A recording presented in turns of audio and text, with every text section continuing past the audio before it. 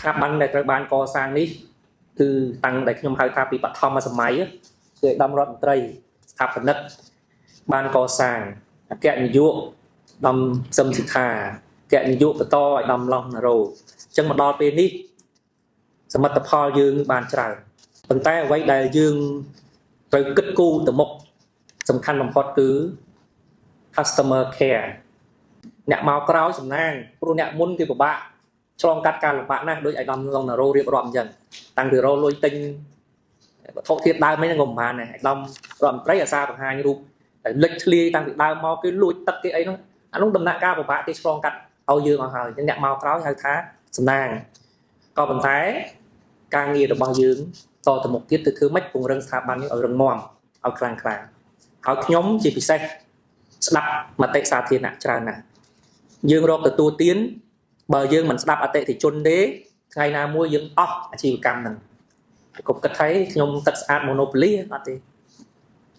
អញ្ចឹង customer care នេះមានការងារជាច្រើនដែលយើងត្រូវធ្វើលើកពី customer service អត់ចាំបាច់តគេមករកទេអត់ចាំបាច់តគេ complain ទេបញ្ហាឥឡូវវាមានបច្ចេកវិទ្យា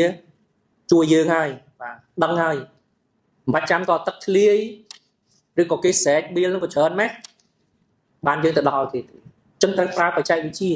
មើលអតិថិជនយើងនឹងគាត់ប្រើនឹងលើកប្រកដីភាពឬទេប្រហែលជាមានធ្លាយទឹកចាស់គាត់អត់ដឹងឧទាហរណ៍ហ្នឹងបុរេសកម្មការគិតគូរអំពីការយកចិត្តទុកដាក់គាត់ស្រួលឬទេគាត់ថ្ងៃហ្នឹងបាទពេលមកយើងឲ្យយើងទៅតហ្នឹងយើងលឿនឬទេនឹងសិតតែជា care បានន័យថាធ្វើចេញពីបេះដូងធ្វើដោយសម្ដីសម្ដៅពីរោះពិសាបាទទោះបីហៅម៉ោង1ម៉ោង2ភ្លឺទៅក៏នៅតែញឹមដាក់អញ្ចឹងមិនមែនទៅហៅទៅដល់មុខកម្ៅ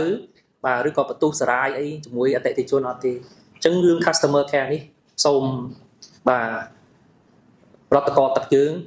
ក្រមអាណត្តិដឹកនាំថ្មីរបស់ឯកឧត្តមអគ្គនាយកយកចិត្តទុកដាក់ជាពិសេសបន្ថែមទៀតហើយកាលណាយើងបានបេះដូងអតិថិជនហើយ